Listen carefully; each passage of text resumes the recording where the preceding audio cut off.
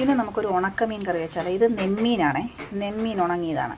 അത് വെള്ളത്തിലിട്ട് ഞാൻ ആദ്യമേ ഒന്ന് കാണിക്കാൻ വിട്ടുപോയി. വെള്ളത്തിലിട്ട് നല്ലോണം കുതിർത്ത് അതിൻ്റെ ആ ഇതെല്ലാം മേളത്തെ എല്ലാം ഉരച്ച് കളയണം. ഉരച്ച് കളഞ്ഞിട്ട് നമ്മൾ നന്നായി വൃത്തിയായിട്ട് കഴുകിയെടുക്കണം കേട്ടോ. എന്നിട്ട് നമുക്കിത് എങ്ങനെയാണ് കറി വയ്ക്കുന്നത് നോക്കിയാലോ. കത്തിച്ച് ഒരു ഇരുമ്പ് ചീനിച്ചട്ടി വെച്ച് അത് ചൂടാകുമ്പോൾ എണ്ണ ഒഴിച്ച്, ഇഷ്ടമുള്ള ചട്ടി വയ്ക്കുക. ഇരുമ്പ് ചീനിച്ചട്ടി വെക്കണമെന്നൊന്നുമില്ല. അപ്പോൾ അതാ നമ്മൾ കഴുകി വൃത്തിയാക്കി വെച്ച ഉണക്കമീൻ എണ്ണ ഒഴിച്ച് അതിലോട്ട് ഇട്ട് കൊടുത്തു. എന്നിട്ട് എന്ത് വേണമെന്നറിയാം, ഒരു 10 പച്ചമുളക്, 10ഓ 5ഓ പച്ചമുളക് നെടുകെ കീറി അതിൻ്റെ മേളിലോട്ട് ഇങ്ങനെ ഇട്ട് കൊടുക്കുക.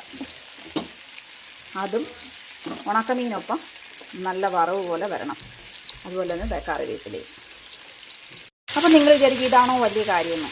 അറിയില്ല, വലിയ കാര്യമാണോ ചെറിയ കാര്യമാണോ എന്നൊന്നും അറിയില്ല. എന്നാലും നമുക്കിതൊന്ന് ചെയ്ത് നോക്കാം എങ്ങനെയാണെന്ന്. ഇത് ബാക്കി നമുക്ക് വഴിയെ കാണാം. ഓക്കെ, നമ്മളെ ആ ഉണക്കമീന് വേണ്ടുന്ന ഒരു അരപ്പ് റെഡിയാക്കാം. അതിനായിട്ട് ഒരു മുറി തേങ്ങ, ഒരു 5-6 ചുവന്നുള്ളി, ലേശം മഞ്ഞൾപ്പൊടി, ഒരു നുള്ള്, അതായത് ഒരു ചെറിയ ടീസ്പൂണിനൊരു ചെറിയ പകുതി മതി, പകുതി മല്ലിപ്പൊടി.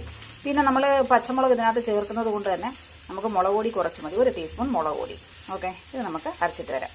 ഇപ്പോൾ റെഡി ആയിട്ടുണ്ട്. ഇതുപോലെ അരഞ്ഞാൽ മതി കേട്ടോ. ഒരുപാട് അങ്ങ് അരച്ച് എന്താ പറയുന്നത്, അങ്ങ് തേങ്ങ അങ്ങ് അരഞ്ഞു പോകണ്ട.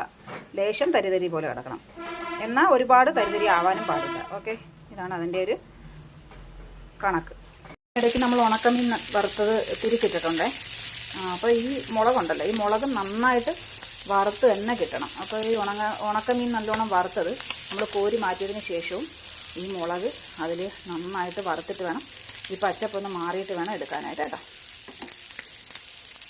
അടുത്ത നമുക്ക് ചട്ടിയിലോട്ട് ഒരു മീഡിയം തക്കാളി, കുടംപുളി, ഒരു 2-3 കുടംപുളി, കറിവേപ്പില, പിന്നെ നമ്മുടെ അരപ്പുണ്ടല്ലോ അതുകൂടെ ചേർത്ത് കൊടുത്തിട്ട് അത് ഇച്ചിരി വെള്ളമൊക്കെ ഒഴിച്ച് നമുക്ക് തിളപ്പിക്കാനായിട്ട് വെക്കാം. അപ്പോൾ ഇതിനകത്ത് ഉപ്പ് ചേർക്കുന്നില്ല, കാരണം ഈ മീൻ ഇച്ചിരി ഉപ്പ് കൂടുതലാണ്. അതുകൊണ്ട് ഉപ്പ് നോക്കിയതിന് ശേഷം മാത്രം നമ്മൾ ഉപ്പ് ചേർത്ത് കൊടുത്താൽ മതി. ഓക്കെ, അപ്പോൾ നമുക്കത് വെച്ചിട്ട് വരാം. നമ്മുടെ കറി നല്ലതുപോലെ തിളച്ചിട്ടുണ്ടേ. അപ്പോൾ നമ്മൾ എന്താ വേണ്ടുന്നത്, നേരത്തെ വറുത്ത് വെച്ചിരിക്കുന്ന മുളക്, കറിവേപ്പില, പിന്നെ ഇതിൻ്റെ മെയിൻ ഇൻഗ്രീഡിയൻ്റായ ഉണക്കമീൻ വറുത്തതും കൂടെ അങ്ങോട്ട് ഇട്ട് കൊടുക്കുക.